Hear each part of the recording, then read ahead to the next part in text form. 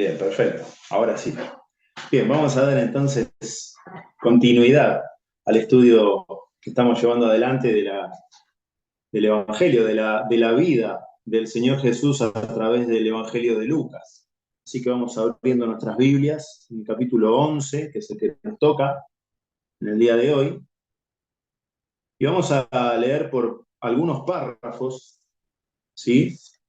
Y vamos a ir teniendo alguna reflexión al menos con cada uno de ellos, ¿sí? No, como siempre lo decimos, no se puede ahondar muchísimo, aunque cada versículo prácticamente es para hacer un mensaje en particular, y más aún de la vida del Señor Jesús, en las cuales cada uno de estos párrafos también tenemos diversas enseñanzas, exhortaciones y muchas cosas que nos sirven a nosotros y que utilizamos muchísimo también nosotros en la Biblia, en la vida cristiana, y las utilizamos también en la iglesia, ¿sí? Pero vamos a comenzar entonces con la lectura desde el versículo 1. Obviamente el título ya nos deriva a la primera idea o la primera enseñanza que el Señor tiene, ¿sí? El conocido Padre Nuestro, ¿no? Como está definido por algunos, el Padre Nuestro.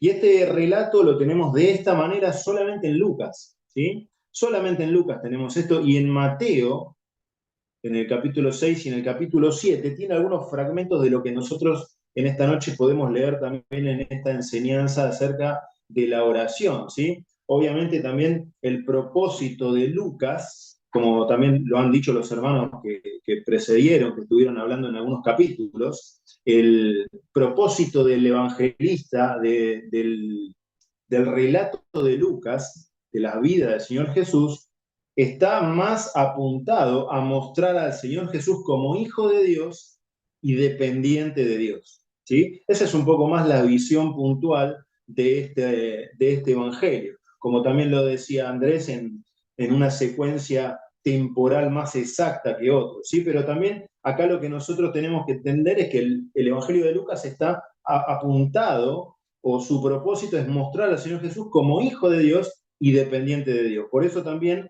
cuando está hablando en el mismo relato de Jesús y la oración en Mateo 6 y 7, que nos está hablando, también tiene otro énfasis, ¿no? O sea, habla sobre cosas un poquito más de lo que vendría a ser el preámbulo de la preparación de la oración, cuando dice entrar de una cierta manera, no hagas vanas repeticiones, no seas hipócrita, está hablando con otro enfoque, ¿no? Acá lo que está hablando es la esencia de la oración y la dependencia del Señor Jesús a través de la oración. Y vamos a leer el pasaje, vamos a leer la primera parte, por lo menos los primeros 4 versículos donde está contenido esto, ¿sí? Dice: aconteció que estaba Jesús orando en un lugar, y cuando terminó, uno de sus discípulos le dijo: Señor, enséñanos a orar, como también Juan enseñó a sus discípulos, hablando de Juan el Bautista, ¿no? Y les dijo: cuando oréis, decid: Padre nuestro que estás en los cielos, santificado sea tu nombre, venga tu reino, hágase tu voluntad como en el cielo, así también en la tierra. El pan nuestro de cada día, dánoslo hoy, y perdónanos nuestros pecados, porque también nosotros perdonamos a todos los que nos deben. Y no nos metas en tentación, mas líbranos del mal. Este es el primer fragmento de la enseñanza, ¿no? Podemos entender que la primera enseñanza viene de la mano de una admiración que estaban teniendo, ¿no? O sea, ellos estaban viendo algo distinto en el Señor Jesús, destacaban como una parte fundamental en su vida. Él en ciertos momentos tomaba el momento de la oración y era como que el Señor Jesús tomaba fuerza al haber estado en contacto directo con su Padre, ¿sí? Como que les recobraba el vigor. Yo, seguro todos ustedes también tienen algún recuerdo. Yo tengo recuerdo de mi abuelo entrar sin avisar a su habitación en algún horario de la noche y encontrarlo arrodillado, orando. Y yo sabía que en ese momento era un momento distinto para él. Y sin prácticamente mucho más me hacía con la mano como: ponete acá, que vamos a orar. Y tenía un buen rato, ¿no? Y ese buen rato yo lo veía que él estaba cansado, agotado del horario del día, pero a medida que iba orando era como que también iba recobrando ese vigor, esa fuerza, a pesar de que era una persona grande, ¿no? Pero bueno, el Señor acá es buscado en la oración por ese motivo. En el versículo 12 el Señor les enseña a que tienen que dirigirse como padre. Entonces ahí podemos entender que Él está hablando, enseñándole acerca de una relación familiar, una relación bien cercana. Enseña a santificar su nombre y reconocer su voluntad. Ahí está la dependencia de lo que hablábamos del enfoque puntual que tiene el Evangelio de Lucas, de hablar de que es el Hijo de Dios y la dependencia con su Padre. ¿Sí? En el versículo 3 dice que da a conocer, o que debemos dar a conocer nuestras necesidades y nuestros deseos. Y en el versículo 4, ya ahí habla acerca de una corrección diaria en nuestro andar. ¿Sí? Entonces, si queremos sacarle alguna enseñanza más rápida, como un bosquejo rápido, a lo que vendrían a ser estos versículos, podemos decir que primero destaca o habla acerca de la posición, con humildad, obviamente. Esas enseñanzas son para nosotros, ¿no? La posición referida a la humildad de quién es. El segundo habla de una dependencia, porque está hablando de una sujeción, porque él está hablando de esa manera, ¿no? Y en tercer lugar, a vivir como Él nos pide. Nos habla de ser conscientes. O sea, posición, dependencia y ser conscientes. Todo eso está resumido en estos primeros versículos del Señor Jesús como esta enseñanza tan vital, que en contraste, como decíamos, nos hablaba también el mismo Señor en el Evangelio de Mateo de que no tiene que ser una vana repetición, ¿no? De que tiene que ser algo de corazón sentido, de esa manera, con esa relación de padre que el Señor nos está resaltando acá. Después seguimos. Versículo 5, hay una parábola acerca de la oración. Tenemos una parábola acerca de la oración. Versículo 5, les dijo también, ¿quién de vosotros que tenga un amigo va a él a medianoche y le dice, amigo, préstame 3 panes, porque un amigo mío ha venido a mí de viaje y no tengo qué ponerle delante? Y aquel respondiendo desde adentro le dice, no me moleste, la puerta ya está cerrada y mis niños están conmigo en cama, no puedo levantarme y dártelos. Os digo que aunque no se levante a dárselos por ser su amigo, sin embargo por su importunidad se levantará y le dará todo lo que necesita. Es una parábola, ¿no? Pero esta ilustración nos habla de la disposición de Dios ante alguna situación o necesidad. Vos fíjate que en el versículo 5 lo que nos está hablando de una necesidad primaria, ¿no? Está hablando de 3 panes, está hablando de una necesidad básica, que es la comida. O sea, nos está hablando en esta ilustración de una disposición de Dios ante la necesidad, ante la situación cualquiera sea. Compara el hecho de la ayuda de un vecino a otro. Cuanto más Dios con cada uno de nosotros, ¿sí? Nos dice, de esta manera nos habla y nos dice el Señor, ¿no? Luego tenemos el último pasaje, dice, y yo os digo, pedid y se os dará, buscad y hallaréis, llamad y se abrirá. Porque todo aquel que pide recibe, y el que busca halla, y al que llama se le abrirá. ¿Qué padre de vosotros, si su hijo le pide pan, le dará una piedra? O si pescado, en lugar de pescado, le dará una serpiente? O si le pide un huevo, le dará un escorpión. Pues si vosotros, siendo malos, sabéis dar buenas dádivas a vuestros hijos, ¿cuánto más vuestro Padre Celestial dará el Espíritu Santo a los que los piden? Recuerden que estas palabras del Señor Jesús también fueron previos al Pentecostés, por eso también está nombrado de esta manera en este pasaje. Pero también nos habla de una exhortación. Primero comenzó con una enseñanza, luego continuó con una parábola, una ilustración para entender la disposición de Dios.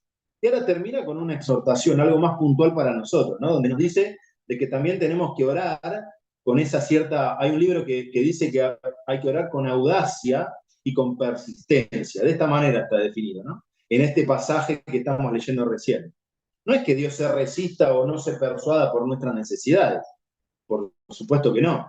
Nuestra persistencia o esa audacia que ese libro nos habla también no cambia a Dios. No es esa insistencia la que cambia a Dios, sino que nosotros somos los que cambiamos al desarrollar una pasión distinta, un interés distinto, un corazón con otra disposición. Y eso es lo que busca el Señor en esta enseñanza, en esta exhortación, ¿sí? Por eso también cuando hablamos de exhortación, algunas veces yo tengo muchas enseñanzas acerca de que la exhortación es decir lo que hay que decir, pero con una mano abrazando a la persona, ¿no? O sea, decirlo, pero con una cierta empatía ante la situación, ¿no? Eso es lo que yo siempre me imagino cuando estamos hablando de una, y más en el Señor Jesús, ¿no? Pero hablando de una exhortación, me la imagino de esta manera, y acá viene una exhortación de esa manera, ¿no? Porque en el versículo 9, con un modo imperativo, ¿no? Un verbo que lo está utilizando de una manera imperativa, pedir, buscar, llamar, ¿sí? Y no son actividades o actitudes individuales que van sueltas, ¿sí? Sino que es una actitud, ¿no? Es una actitud completa en la de ir de esa manera, ¿sí? Que sea un hábito en nuestra vida, que sea una manera de orar y de pedirle a Dios, ¿sí? El resultado, como dice el versículo 10, será la respuesta de Dios a nuestra, la respuesta de Dios, perdona, a la voluntad de Él, ¿no? Que muchas veces decimos el Señor no contesta, pero también tenemos que comprender que el silencio y el tiempo es una contestación de Dios muchas veces, ¿no? Que también lo tenemos que interpretar y concebir de esa manera. Y por último, que nos habla de que no hay engaño, ¿sí? Que Él conoce también nuestro corazón, de que Él no nos va a engañar. En esos tiempos el pan realmente tenía una forma parecida a una piedra, pero por eso hacía esa semejanza, ¿no? Que no va a haber engaño en Dios en esa contestación, sino que Él sabe nuestro deseo, nuestro corazón, que también está probando nuestra fe a través del tema de la oración. Bien, ahora pasamos al segundo bloque, que tenemos una serie de respuestas a críticas que estaban habiendo al Señor Jesús, y es el pasaje que está del 14 al 23, todo completo, vamos a leerlo, ¿sí? En otro, en base a este relato y este cuestionamiento y esta crítica que el Señor estaba respondiendo, en otro pasaje, en el pasaje de Marcos, nos habla acerca de una blasfemia al Espíritu Santo, ¿no? Porque estaba contrastando algo que el Señor estaba haciendo de una manera bastante difícil de comprender, ¿no? Si venía de las personas.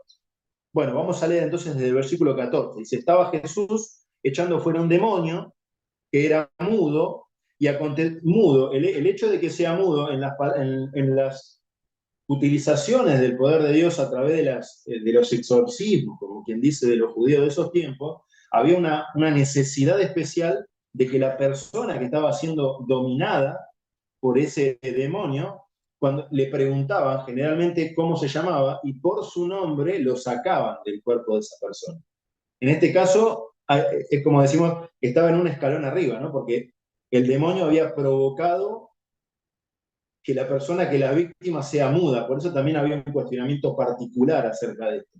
Porque el Señor había no necesitado ese nombre para poder expulsarlo, ¿sí? Entonces continuamos. Estaba Jesús echando fuera un demonio que era mudo, y aconteció que salido el demonio, el mudo habló, y la gente se maravilló. Pero algunos de ellos decían, por Beelzebú, príncipe de los demonios, echa fuera a los demonios. Otros, para tentarle, le pedían señal del cielo. Mas él, conociendo los pensamientos de ellos, ya utilizando parte de lo que es la Trinidad, ¿no? O sea, un poder de Dios, ¿no? De conocer el pensamiento de ellos, les dijo, todo reino dividido contra sí mismo es asolado, y una casa dividida contra sí misma cae. Y si también Satanás está dividido contra sí mismo, ¿cómo permanecerá su reino? Ya que decís que por Beelzebú echo yo fuera a los demonios. Pues si yo echo fuera a los demonios por Beelzebú, vuestros hijos, ¿por quién los echan? Los hijos acá está refiriéndose a los que vendrían a ser los que estaban utilizando el poder de Dios, o sea, los siervos, algunos de los sacerdotes, ¿sí? Los judíos de esos tiempos. Por tanto, ellos serán vuestros jueces. Mas si por el dedo de Dios echo yo fuera a los demonios, ciertamente el reino de Dios ha llegado a vosotros. Cuando el hombre fuerte, armado, guarda su palacio, en paz está lo que posee.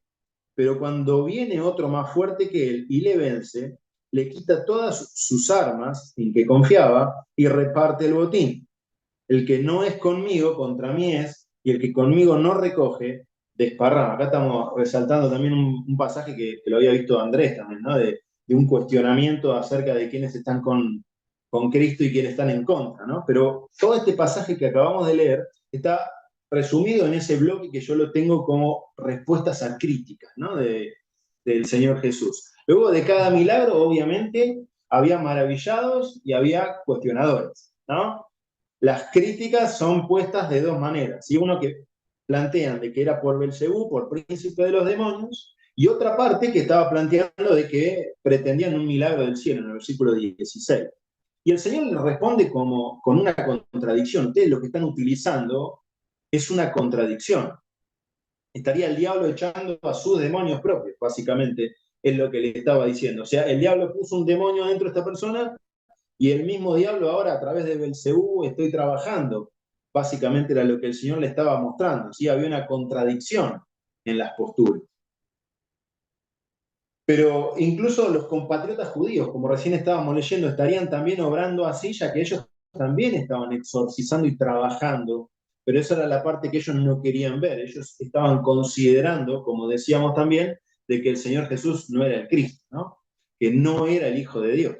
El hecho de que Jesús se echaba fuera por el poder del Espíritu Santo indicaba también que era el Cristo. Por eso también de esa manera no iban a reconocer eso, y que el reino de Dios estaba entre ellos, como decía también la palabra, a través de su Hijo estaba entre medio de ellos. Después el versículo 23, al final, está hablando entonces de esa claridad en las posturas, ¿no? Una vez que aclara y pone claridad sobre ese cuestionamiento, esa crítica que le estaban haciendo acerca de esos dos puntos, de que sea un representante del diablo a través de Belcebú y de manifestación de milagros mayores para reconocer que sí realmente era el Hijo de Dios, ¿no?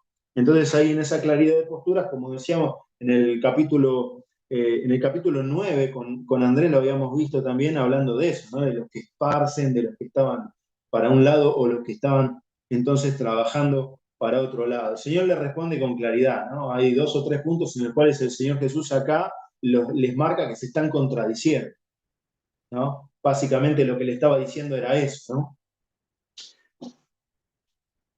Próximo bloque es un bloque de advertencias y de enseñanza, que va desde el versículo 24 hasta el 32, pero vamos a leerlo en tres bloques distintos, perdón. Pero son todos una serie de advertencias y de enseñanzas del Señor Jesús, ¿sí? Vamos al versículo 24, dice, cuando el espíritu inmundo sale del hombre, anda por lugares secos buscando reposo, y no hallándolo, dice, volveré a mi casa de donde salí. Y cuando llega, la halla barrida y adornada. Entonces va y toma otros 7 espíritus peores que él, y entrados moran allí. Y el postrer estado de aquel hombre viene a ser peor que el primero. ¿Sí? Esta primera parte que el Señor les está hablando, obviamente está haciendo referencia al caso que acababan de vivir con esta limpieza de este demonio en este hombre mudo, pero también hay una parte que les está hablando a ellos acerca de algo que ya habían vivido como pueblo judío y que ahora se los estaba planteando con otra situación, con otra ilustración, como ha sido la que acababan de ver también entre ellos, ¿sí? Pero hay un bloque este que nosotros leemos que nos habla acerca de limpiarse y obedecer su palabra. Y eso es lo que se está hablando de ellos. Toda esta explicación metafórica del Señor deja también en evidencia el pasado del pueblo judío. Que la nación judía había sido liberada de la antigüedad del demonio de la idolatría, del demonio del paganismo, de la cautividad, y lejos de ubicarse en mejor lugar, se ubicaron en una negación y posterior error aún, de no reconocer y no ver al Hijo del Hombre, del Hijo de Dios, perdón, frente a ellos. En una parte nos habla en el versículo 25 y dice, lo haya barrida, la haya, perdón, barrida y adornada, como que la haya vacante. En un libro habla acerca de que hay posibilidades de que el Señor nos purifique, nos limpie, pero que no necesariamente lo tengamos habitando en nosotros. Y esta es una enseñanza que también nos deja, ¿no? La haya vacante, dice, la haya barrida y adornada. Tiene una identificación y por eso, por ese motivo, el demonio puede tener la posibilidad de volver a tomarla, ¿sí? No solo es cuestión de limpiarla lo que les está diciendo, sino que también es necesario que sea limpia y habitada esa casa, ¿sí? Obviamente le está haciendo referencia a ellos. Ellos también, aunque también en este pasaje, además de esta alegoría al pasado del pueblo judío, el pueblo de Dios, también señala la insuficiencia de ese arrepentimiento que estaban mostrando muchos de ellos, ¿sí? O esa reforma que mostraban en su vida, sino que también a buscar que habite en ellos y modificar su andar a través de su palabra, ¿no? Por eso este es un bloque que también lo podemos ver como un bloque de advertencias y enseñanzas acerca de limpiar, ordenar y que habite Dios en sus vidas, ¿sí? Que es una enseñanza que nos traslada también a nosotros, ¿sí? Luego seguimos versículo 27 y versículo 28 de este bloque de advertencias y enseñanzas, ¿sí? Este bloque dice, mientras él decía estas cosas, una mujer de entre la multitud levantó la voz y le dijo, bienaventurado el vientre que te trajo y los senos que mamaste. Y él dijo, antes bienaventurados los que oyen la palabra de Dios y la guardan. Acordate que yo lo tengo separado como un bloque de advertencias y enseñanzas. Comenzamos con una de las enseñanzas acerca de la oración, ¿no? Donde algunas religiones, algunas denominaciones consideran la vana repetición que el Señor mismo en Mateo capítulo 6 dice que no. Habla acerca de la hipocresía de orar sin sentir y sin comprender en Mateo capítulo 7 en la oración. Acá está hablando de una veneración que no debería haber, ¿sí? Y nosotros en la actualidad también, esas mismas religiones que por ahí instituyen la oración de esa manera, también plantean esa adoración a esta persona. Estamos hablando de la madre del Señor Jesús, María, ¿sí? Y el Señor Jesús no negó a su madre y lo bienaventurada que había sido, no, para nada. María fue más bienaventurada al creer que el Cristo era su hijo y lo siguió, más que en haber sido su madre. Ahí estuvo la relación de diferencia en la cual nosotros también podemos basar esta enseñanza que el Señor mismo le está diciendo, ¿sí? Y nos habla de no una adoración, no una veneración, sino una bienaventuranza que ha recibido, que ha tenido, ¿sí? La relación natural no fue tan importante como la relación espiritual que sí tuvo María con su propio hijo. Y destierra esa idea entonces de María objeto de culto, así como recién estábamos hablando y estábamos diciendo. Y el último bloque de estas advertencias y enseñanzas lo vamos a leer acá entonces, donde dice, desde el versículo 29 al 32, dice, y apiñándose las multitudes comenzó a decir, esta generación es mala, demanda señal, pero señal no le será dada, sino la señal de Jonás. Porque así como Jonás fue señal a los ninivitas, también lo será el Hijo del Hombre a esta generación. La reina del sur se levantará en el juicio con los hombres de esta generación y los condenará. Porque ella vino de los fines de la tierra para oír la sabiduría de Salomón. Y he aquí más que Salomón en este lugar. Los hombres de Nínive se levantarán en el juicio con esta generación y la condenarán, porque a la predicación de Jonás se arrepintieron, y aquí más que Jonás en este lugar. La generación a la que se refiere es los actuales judíos, está hablando, ¿sí? Que habían sido privilegiados con la llegada y con la habitada del Hijo de Dios, que fueron testigos de sus milagros, de sus palabras, pero no la estaban viendo, no lo habían reconocido hasta la actualidad, lamentablemente. Ahora decían que creían y que pedían algo poderoso y sobrenatural. ¿Sí? Todo este bloque que nosotros leímos recién, del 29 al 32, es un bloque en respuesta al versículo 16 que habíamos leído, ¿no? Que es lo que otros que decían para tentarle le pedían señal del cielo, ¿sí? En el versículo 16 que recién estábamos leyendo. Ya había pasado también este cuestionamiento en el capítulo 7, que el Señor también le decía, ¿a quién comparan? ¿Se acuerdan a quién comparan los hombres de esta generación? ¿A quién son semejantes? Y haciendo una alegoría y una comparación también a lo mismo que le estaba pasando en estos momentos al Señor Jesús. Y en el versículo 29, bueno, le dice, no le será dada señal, directamente. ¿Por qué? Porque están endurecidos. Y por eso utiliza la comparación de Jonás. 3 días, respuesta concreta, una salvación, una redención del pueblo luego, porque lo reconocieron. Y la gente a la que le estaba hablando el Señor Jesús conocían bien clara la historia de Jonás. Por eso el Señor también utilizaba, ¿no?, este ejemplo. Luego después en el versículo 31 habla también acerca de la reina del sur, está hablando o haciendo referencia a la reina Sabá, sí, que está relatado en Primera Reyes, en Segunda Crónicas, esa reina que cruzó gran parte del territorio para poder encontrarse con el sabio Salomón. Y solamente hablando y viendo un poquito la situación como se estaba manejando, ya reconoció, ya supo y se dio cuenta, no necesitó milagro, no necesitó ninguna manifestación especial, ya reconoció. Paz Salomón lo reconoció como sabio. Por supuesto, en contraste, lo que estábamos diciendo recién, ellos vieron algo mayor, incluso como el Señor también lo relata, y no lo reconocieron. Versículo 32, para finalizar lo que estaba diciendo, hablando acerca de lo que viene. Lo mismo pasó acá, dice, Nínive vio y se arrepintió. Ellos vieron algo mayor aún y lo rechazaron. El pueblo pedía señales, ¿sí? Y acá el Señor Jesús, en pocas palabras o de otra manera, les estaba diciendo que la fe no se basaba en esa evidencia que estaban pidiendo.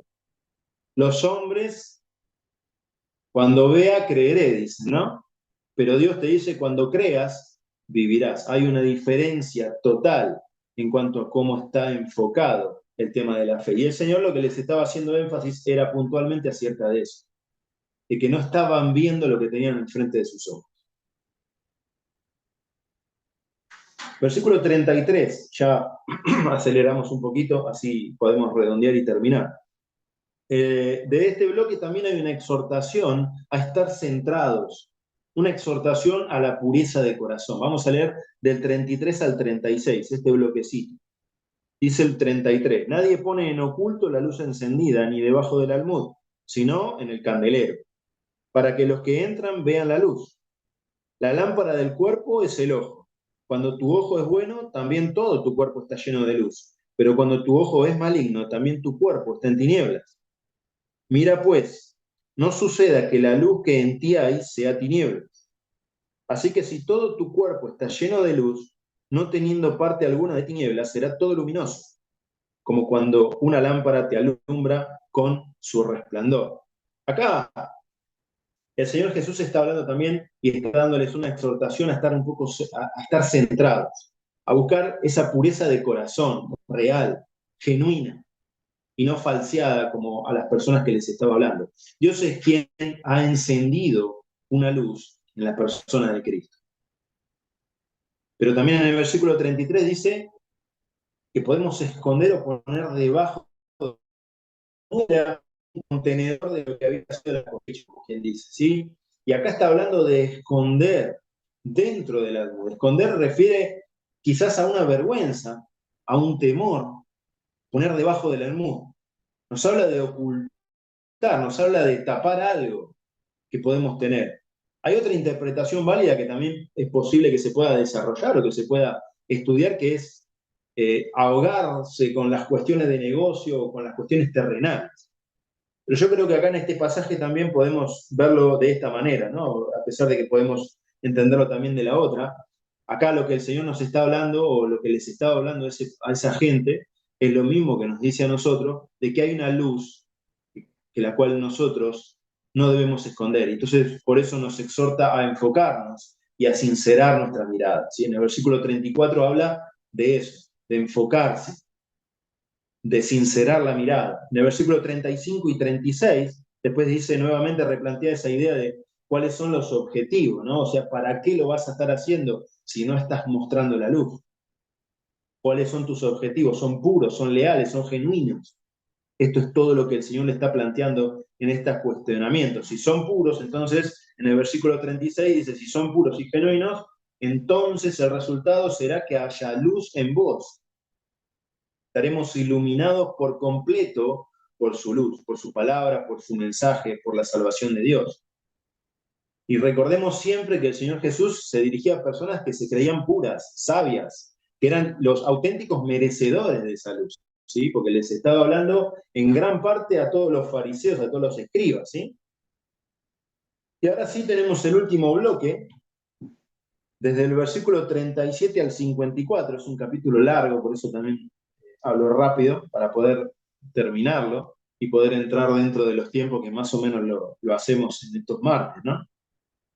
Y el versículo 37 al 54 nos está hablando también acerca de una diferencia que hay, que existía en esos tiempos y que existe hoy, lamentablemente también, entre la religión y la relación, ¿sí? Por eso comienza este primer párrafo, del 37 al 41, vamos a leer ahora, pero nos habla acerca de esa pureza exterior o esa pureza interior, con cuál nos vamos a quedar, ¿no? Otra vez planteando lo que recién estábamos leyendo en el párrafo de la lámpara del cuerpo, ¿no? Vamos a leer del 37 al 41. Dice, luego que hubo hablado, le rogó un fariseo que comiese con él. Y entrando Jesús en la casa, se sentó a la mesa. El fariseo, cuando lo vio, se extrañó de que no se hubiese lavado antes de comer, pero el Señor le dijo, ahora bien, vosotros los fariseos limpiáis lo de afuera del vaso y del plato, pero por dentro estáis llenos de rapacidad y de maldad. Necios. El que hizo lo de afuera, ¿no hizo también lo de adentro? Pero dad limosna de lo que tenéis, y entonces todo os será limpio. Hace unos domingos atrás, seguramente se acuerdan que también lo tratamos en la clase de la escuela bíblica de los domingos, con una propuesta de Andrés, ¿no? Y todos estuvimos debatiendo acerca de este tema, ¿no? De lo que había planteado el Señor Jesús, ¿sí? Sabemos que los fariseos eran sacerdotes, ¿sí? La palabra en hebreo original también es una referencia a alguien separado, ¿sí? Como nosotros podemos considerar lo que es algo santo, ¿no? A estas personas el Señor Jesús les estaba hablando y les estaba comentando acerca de esa diferencia entre la pureza exterior que querés mostrar o la pureza interior, ¿sí? Les está hablando a ellos.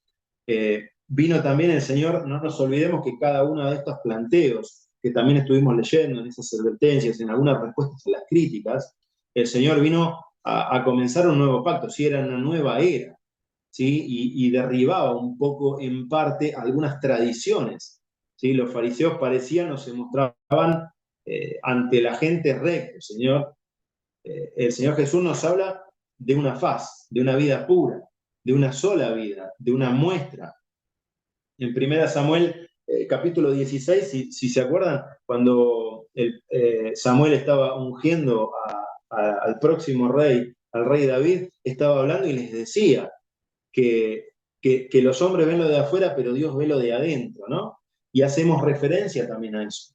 Que hay algunas veces que se quiere mostrar de afuera y el Señor está diciendo y les está hablando a estas personas que tan sensiblemente querían mostrar la parte exterior como que era eso, y el Señor les tocaba precisamente en los lugares que más les marcaba, en las cosas que más, y por supuesto por eso redondea con esa idea, ¿no? Que les habla acerca de dar limosna de lo que tenéis y entonces todo os será limpio. Les estaba tocando, como quien dice, el talón de Aquiles, ¿no? O sea, les estaba tocando la parte más sensible de ellos, por la cual realmente ahí tienen la oportunidad de demostrar, y no tanto en lo que querían demostrar exteriormente, sino en lo que estaba dentro de su corazón. Les quiero leer una frase de un libro que se llama Los discursos de Lucas, discursos sobre Lucas, de un escritor, Ironside se llama, pero es solamente una frase que es muy linda la frase y que resume también un poquito esto que estábamos hablando. Dice así, cuando el amor de Dios llena el corazón de forma que uno considere las necesidades de los demás, solo entonces estas observancias externas tendrán valor. El que está recogiendo para sí mismo, con tal indiferencia a los necesitados de su alrededor, da evidencia de que el amor de Dios no habita en él. ¿Sí? O sea, lo que yo te quiero decir en esta frase de este libro tan lindo de los discursos de Lucas, nos está diciendo que la parte exterior, si está bien fundamentada sobre lo interior, es una muestra de lo que sos. Ahí no hay ningún problema. Es algo verdadero, genuino. Pero cuando estamos haciendo eso con total indiferencia, nos estamos manejando, entonces brutal frase de que da evidencia de que el amor de Dios no habita en él, ¿no? Esa es la parte que en obviamente que esto no es lo que estamos estudiando en esta tarde, que no es el Evangelio, sino que es un libro de estudio acerca de este Evangelio, es muy propicia, ¿no? Porque también podemos entenderlo y comprenderlo de esta manera, la enseñanza puntual que el Señor Jesús les estaba diciendo a ellos, ¿sí? Y ahora vienen dos momentos que son dos reprensiones redondeadas en tres ayes, ¿no? Los tres ay que hay al final de este capítulo, que tres están dedicados a estos fariseos, a estos sacerdotes que se mostraban rectos y puros, y las otras tres ayes, o las segundas tres que vamos a leer, está dirigido a los escribas, que eran los que consideraban la palabra, eran los que hacían los comentarios acerca de la palabra y los que estaban, como quien dice, habilitados para poder hacer eso, ¿no? Pero que también demostraban una cierta falsedad, como quien dice, de querer corregir algo o fundamentar algo de la palabra de Dios, pero no con su vida, sino con un buen comentario, una buena parte escrita. Pero eso el Señor también acá lo muestra. Escribas también fue él, ¿no? O sea, Esdras también ha sido escriba de la antigüedad del pueblo de Dios, con lo cual lo que quiero decir es que no hay una mirada negativa siempre que la persona se maneje de manera correcta, ¿no? O sea, hacia los escribas, ¿no? El Señor en este punto les está hablando sobre una cuestión puntual, a lo mismo que a los sacerdotes estos, a los fariseos. Y ahora sí leemos entonces estos tres primeros ayes de reprensiones a los fariseos, ¿sí? El versículo 42 al 44. Dice más, hay de vosotros fariseos que diezmáis la menta y la ruda y toda hortaliza y pasáis por alto la justicia y el amor de Dios. Esto os era necesario hacer sin dejar aquello. Muy directo el Señor Jesús, muy claro y conciso en lo que les estaba diciendo. En el versículo 42, el Señor Jesús les está hablando de que están siendo muy puntillosos en tradiciones muy diminutas, muy pequeñas, de ceremoniales, de lo que ellos consideraban, pero que descuidaban cosas mayores como su relación personal. Oprimían a diezmar con esas cosas. Oprimían al pueblo de Dios en el diezmado de estas hierbas y estas cosas valoradas, pero directamente el Señor les estaba diciendo, pero sin o pasando por alto la justicia y el amor de Dios. Versículo 43. Hay de vosotros fariseos que amáis las primeras sillas en las sinagogas y las salutaciones en las plazas. El Señor Jesús otra vez contrastaba el ocupar lugares importantes a la vista, pero descuidando cuestiones más personales de su vida real. Por eso hacía énfasis también en esa comparación de Samuel, hablando también de David, no mirando esa parte, sino mirando el corazón, mirando el interior. El Señor otra vez y muy directa y concisamente les estaba hablando acerca de eso, ¿no? Y el tercer hay, en el versículo 44, un poco más directo también, hay de vosotros escribas y fariseos hipócritas que sois como sepulcros que no se ven y los hombres que andan encima no lo saben. Ahí está un poquito más contundente y más directo, ¿no? Porque agrega hipócritas, agrega esa palabra hipócritas. Y no nos olvidemos que el Señor Jesús estaba en la casa de uno de ellos, ¿sí? Que había pasado, ¿se acuerdan? En el versículo dice 37, que estaba en la casa de uno de ellos, ¿sí? O sea, todo esto se los estaba planteando como quien dice en la cara, ¿no? O sea, les estaba diciendo las cosas como tienen que ser y de la manera más concisa y concreta, ¿sí? Bajo lo marcado por Moisés, esto que estábamos leyendo recién, debió haber cuidado en cuanto a pisar o tocar sepulcros, ¿sí? Eso era considerado como 7 días de contaminación, era lo que ellos también consideraban, porque ellos tenían también esa parte de ceremonial, ¿no? El Señor los marca de que serán reconocidos si su obra es para la vista humana, no serán reconocidos de esa manera. Entonces acá también el Señor les está hablando como lo que estábamos leyendo antes, ¿no? ¿Dónde está la mirada? ¿Dónde está lo puro? ¿Dónde está lo genuino? ¿Es real? ¿Qué es lo que están haciendo? 3 ayes que tuvieron que escuchar ellos y en su propia casa, estos fariseos, ¿sí? Y los últimos tres que vamos a leerlos también están del capítulo 45 al 54. Ya leemos todo para terminar. Dice 45. Respondiendo uno de los intérpretes de la ley, estos son los escribas, le dijo: Maestro, cuando dices esto, también nos afrentas a nosotros. Y él dijo: ay de vosotros también, intérprete de la ley, porque cargáis a los hombres con cargas que no pueden llevar, pero vosotros ni aun con un dedo las tocáis. Ay de vosotros que edificáis los sepulcros de los profetas a quienes mataron vuestros padres, de modo que sois testigos y consentidores de los hechos de vuestros padres, porque a la verdad ellos los mataron y vosotros edificáis sus sepulcros. Por eso la sabiduría de Dios también dijo: les enviaré profetas y apóstoles, y de ellos a unos matarán y a otros perseguirán, para que se demande de esta generación la sangre de todos los profetas que se ha derramado desde la fundación del mundo, desde la sangre de Abel hasta la sangre de Zacarías, que murió entre el altar y el templo, si os digo que será demandada de esta generación. 52. Ay de vosotros, intérprete de la ley, porque habéis quitado la llave de la ciencia, vosotros mismos no entrasteis, y a los que entraban se los impedisteis. Diciéndoles él estas cosas, los escribas y los fariseos comenzaron a estrecharle en gran manera y a provocarle a que hablase de muchas cosas, acechándole y procurando cazar alguna palabra de su boca para acusarle. El turno de los escribas llegó. Primero habló a los fariseos, a los que están más en esa posición de sacerdotes, y ahora a los que impartían a su manera lo que tenían como palabra de Dios. El Señor una vez más plantea el hecho de oprimir con ley humana. ¿Sí? Acordémonos que el Señor vino a derribar muchas de las tradiciones con un nuevo pacto, con una nueva enseñanza.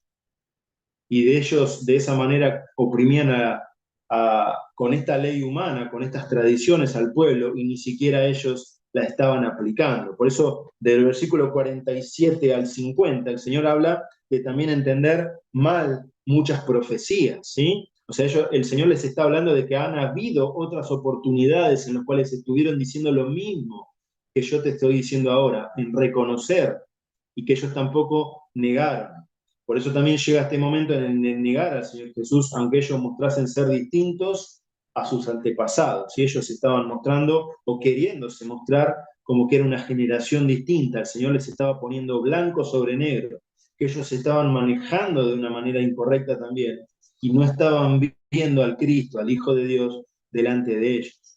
En el versículo 51 habla de dos personas, ¿sí? Abel comienza la Biblia hebrea acerca de la historia de Abel, ¿sí? Y Zacarías es el final de la Biblia hebrea, de la que ellos manejaban, ¿sí? Por eso el último libro del Antiguo Testamento judío, también en Segunda Crónica 24-21, eso mismo nos está diciendo. Por eso el Señor les habla con esa propiedad de comprender a quién les estaba hablando para poder ser más efectivo incluso con los ejemplos y las metáforas que el Señor estaba utilizando. Y por último, y con esto terminamos, en el versículo 52, el último ay del Señor acerca de privar al pueblo del conocimiento, no compartiendo la palabra de Dios, ¿sí? Porque acá ellos también tenían esa metodología, ¿no? Como lo han tenido y lo tienen también en mucha denominación también, el hecho de no dar la libertad, como también en la Reforma lo pudimos vivir nosotros, ¿no? De comprender de que había cosas que la tenían que entender y leer de otra manera, ¿no? Pero ellos la privaban, ellos la monopolizaban, en esos tiempos más aún todavía.